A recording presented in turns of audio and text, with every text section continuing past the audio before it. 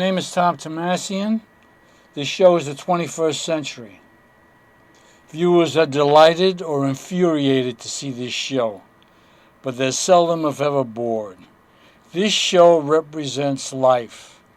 Again, my name is Tom Thomassian. I'm running for the U.S. Senate against Hillary under the minority party. I'm not a liberal Democrat nor a conservative Republican.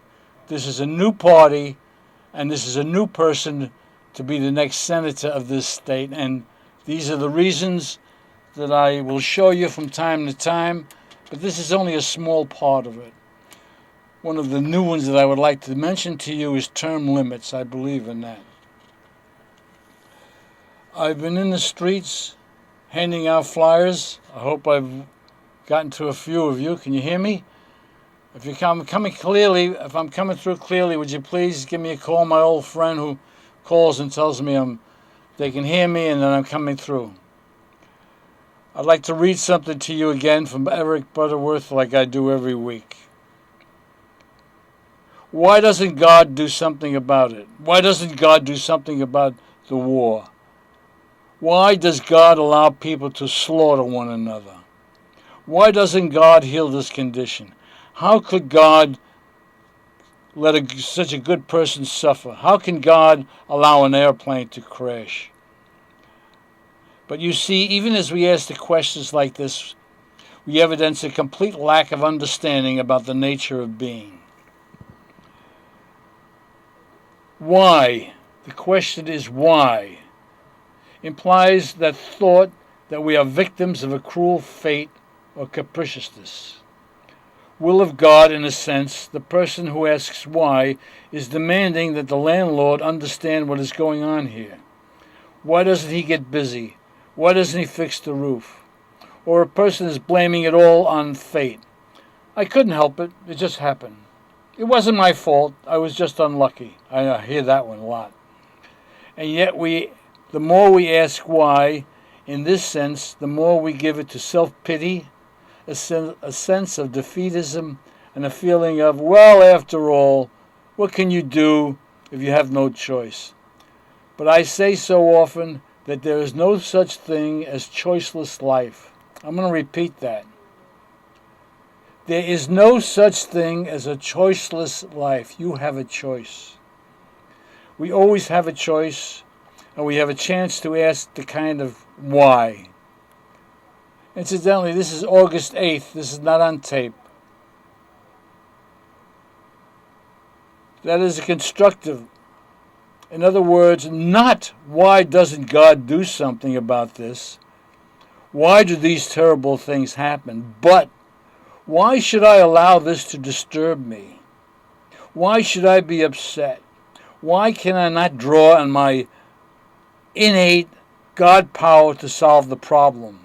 Why should I not let the personal experiences of the world of affairs be a challenge to a greater faith, a stimulus to personal growth?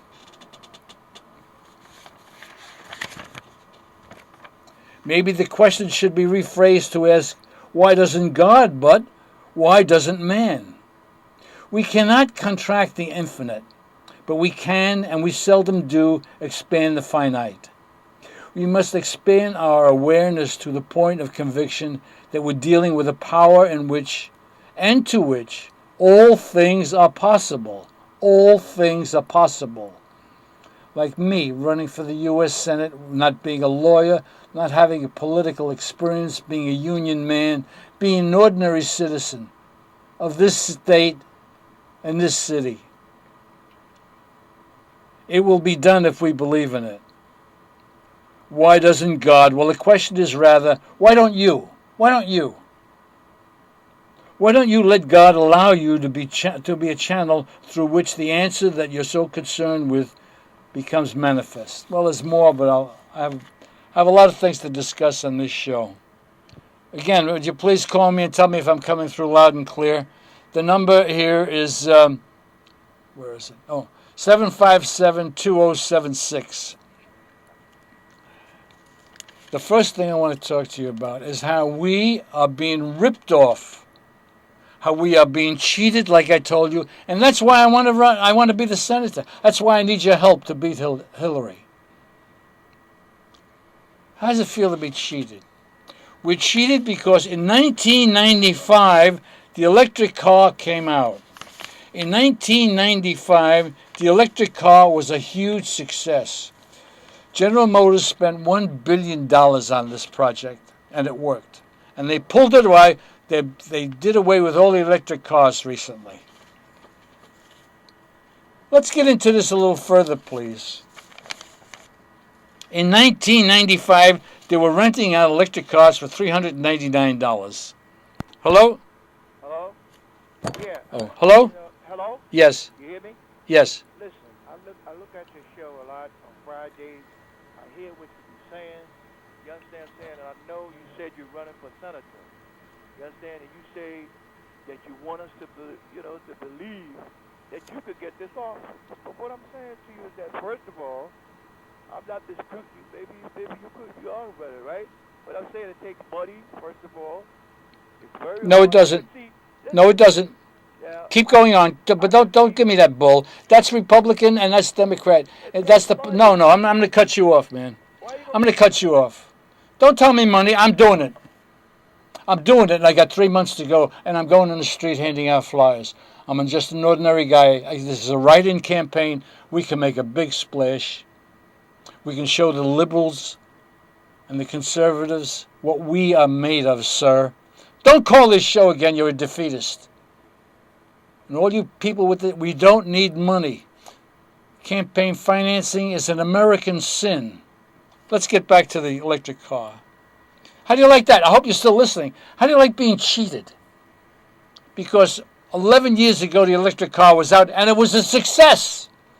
And General Motors pulled it off. Why did they pull it off? Why does the United States of America say, Americans, we want to help you, instead of saying, Americans, you jerks?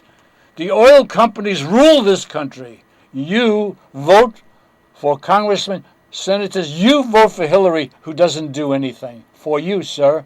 She's using this state for her presidential campaign, and her husband's in the background like a coward that he is and always has been. Bill Clinton is a pig. Grabs a woman's breast. Let's get back to the electric car. There's a movie on this about how successful the electric car is and why it has been pulled. And listen to this. Put on my glasses to make sure of this here. Chris Payne's documentary makes an unapologetic case for the car and its unofficial indictment of the forces allied against it. The auto and the gasoline industries are against the electric car. An administration stocked with former executives of oil companies. Bush has oil executives working around him.